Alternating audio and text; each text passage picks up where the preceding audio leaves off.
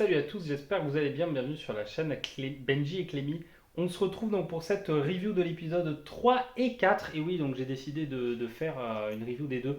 En fait, la réalité, c'est que direct après le 3, j'ai regardé le 4, je vous le cache pas, et que je trouve que les deux sont assez interconnectés. Du coup, je me suis dit, je vais faire une review pour les deux. Voilà.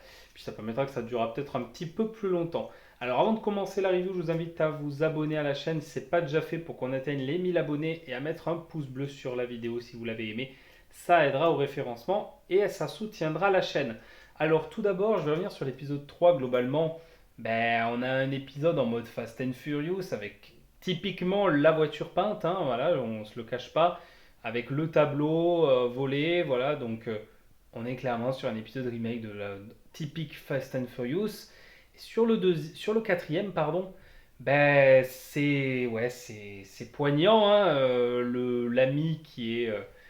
l'ami qui est trahi en fait. Ouais, moi j'ai pas versé la petite larme, mais on va dire que ouais, ça fait quelque chose quand même. Globalement, ouais, j'ai pas mal de théories là-dessus, notamment sur la demoiselle de couleur sans cheveux là.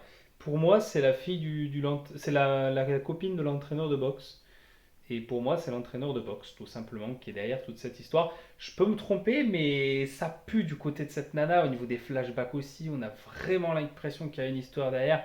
À mon avis, il a dû sortir avec la fille de la fille.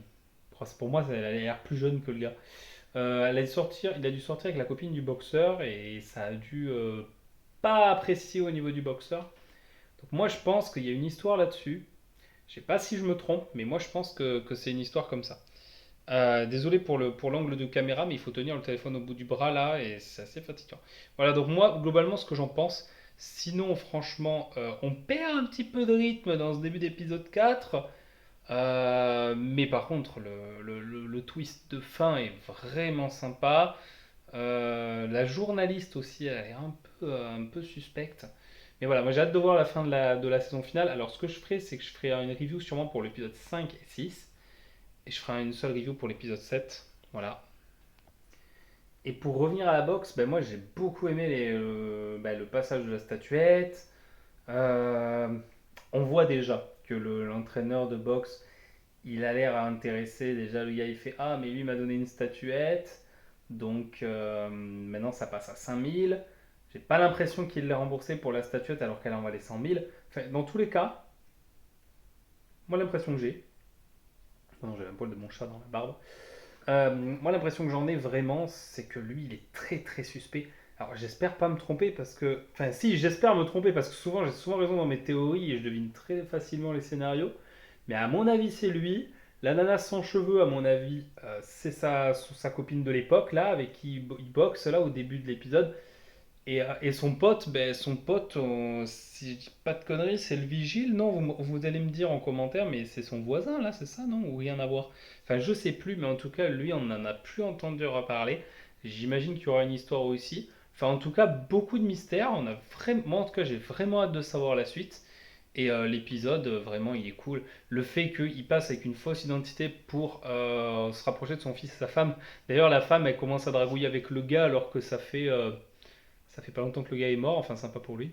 Niveau, elle s'est vite remis du deuil, alors que pourtant elle a le doute, donc je sais pas, voilà. Mais globalement, ouais, j'ai hâte de voir la suite. Et puis pareil, je sais pas si c'est comme ça, mais là, c'est la bibliothèque François Mitterrand ou la bibliothèque nationale de France, je sais pas, mais il y a un accès pour avoir accès aux livres, franchement, faut que j'aille à Paris voir ça, parce que moi qui suis un grand lecteur fan de livres, il faudrait que je me renseigne. Et pour info, la série redonne envie de relire les Arsène Lupin. C'est pas impossible que je les relise, mais pas cette année, parce que j'ai une pile à lire énorme. Mais il est pas impossible que je le lise l'année prochaine, ouais, et ouais, ça serait pas mal, hein. Surtout que l'an prochain, je fais des gros trips, donc un petit Arsène Lupin dans le bus, dans le Flixbus, ça peut être possible, ça fera des reviews complémentaires, faire le lien entre le livre et la série. N'hésitez pas à me dire en commentaire si vous aimeriez des reviews livres sur Arsène Lupin. Et moi, je vais aller mater l'épisode 5, je pense, parce que franchement, j'aime beaucoup la série. Le fait que ça se passe à Paris, que ça se passe en France, qu'on a vraiment l'impression d'être dans l'élément, vraiment, c'est cool. Et enfin, une série française qui a de la gueule, parce qu'en général, moi, je regarde pas la télé, les séries françaises, tout ça, c'est pas mon délire. Mais là, vraiment, on a un truc vraiment cool et on peut être fier de la série.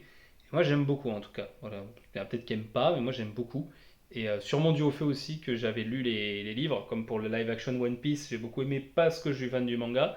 Mais vraiment, moi, c'est des livres, je vous cache pas, je l'ai pas dit dans mes deux premières reviews, que j'ai lu vraiment quand j'étais adolescent et j'ai tous dévoré, L'Aiguille creuse, j'en passe, hein. Donc vraiment, moi, c'est quelque chose que j'ai beaucoup aimé. Et là, dans la série, j'aime beaucoup l'adaptation et j'ai vraiment hâte de savoir ce qui se cache derrière sa mère, derrière le boxeur, tout ça. Donc voilà, n'hésitez pas à liker la vidéo et vous abonner. Et moi, je vous dis à très bientôt pour l'épisode 5 et 6 dans la prochaine review. Ciao!